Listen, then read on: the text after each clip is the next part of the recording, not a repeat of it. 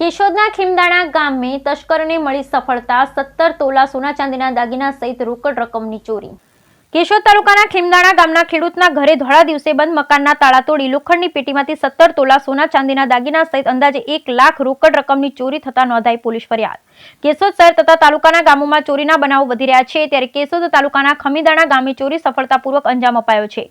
કેશોદના ખમીદાણા ગામના ખેડૂત જે ટીટોડી ખમીદાણા વચ્ચે વાડી વિસ્તારમાં રહે છે, રોડ ટચ મકાન આવેલ હોય જ્યાં તસ્કરો આજુબાજુ વિસ્તારમાં અજાણ્યા તસ્કરો માહિતી મેળવવા રેકી કરી રહ્યા હોય, જે બાદ ચોરી કરવામાં આખરે તસ્કરોને સફળતા મળી છે।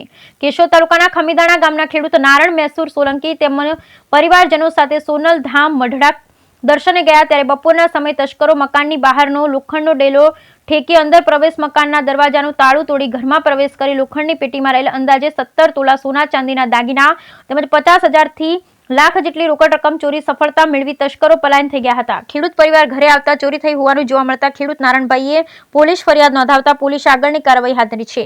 કેશોદના ખમીદાણા ગામે નવા વર્ષની શરૂઆત થતા પ્રથમ દિવસે ખેડૂતોના બંધ મકાનમાં તસ્કરોનો બનાવ બન્યો છે। અજાણ્યા તસ્કરો ધોળા દિવસે લોખંડનો ડેલો ઠેકી ઘરની ગ્રીલ અને દરવાજાના તાળા તોડી અને તસ્કરીને અંજામ આપ્યો છે। તસ્કરો લોખંડની પેટીમાં રહેલ 17 તોલા સોના ચાંદીના દાગીના અને અંદાજે 1 લાખ જેટલી રોકડ સહિત કુલ 10,32,000ની કિંમતની મત્તાની તસ્કરી હતી, જે બાબતે મકાન માલિક નારાયણભાઈ મેશુરભાઈ સોલંકી પોલીસ ફરિયાદ નોંધાવતા પોલીસે તપાસ હાથ ધરી, જે ફરિયાદના પગલે જિલ્લા બની પોલીસની વિવિધ ટીમો દ્વારા તપાસ હાથ ધરવામાં આવી।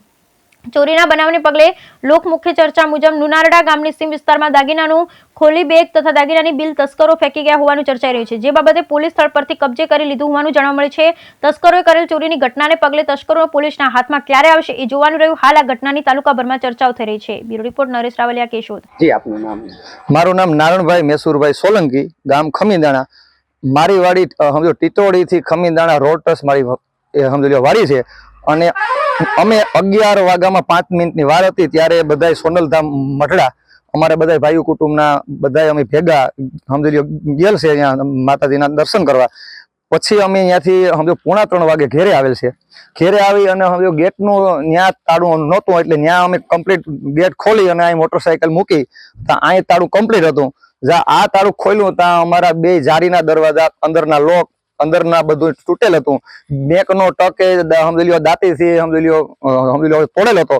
અને પછી અમે જોયું તો અમે સીધી પોલીસને જાણ કરી, તો એ લોકોની સમજો એ ટીમ સાથે 4-5 ગાડી આવી ગઈ। એમાં ડીએસપી ડીસી જે નામ હોય મને આવડતા નથી, પણ એ બધા લોકો સારી જહેમત ઉઠાવી અને ચોરી અંદાજિત 17 થી 18 તોલા સોનું અંદાજિત, પછી અને રોકડ રકમ 50 થી લાખ અંદાજિત, અને આવું ગયેલ છે। અને કોઈ અજાણ્યા શખ્સોએ આ બધું સમજી લો ઘરે તાળું હતું તો એનાથી કદાચ દરવાજો ઠેકી અને આ બધું કામ કરેલ છે।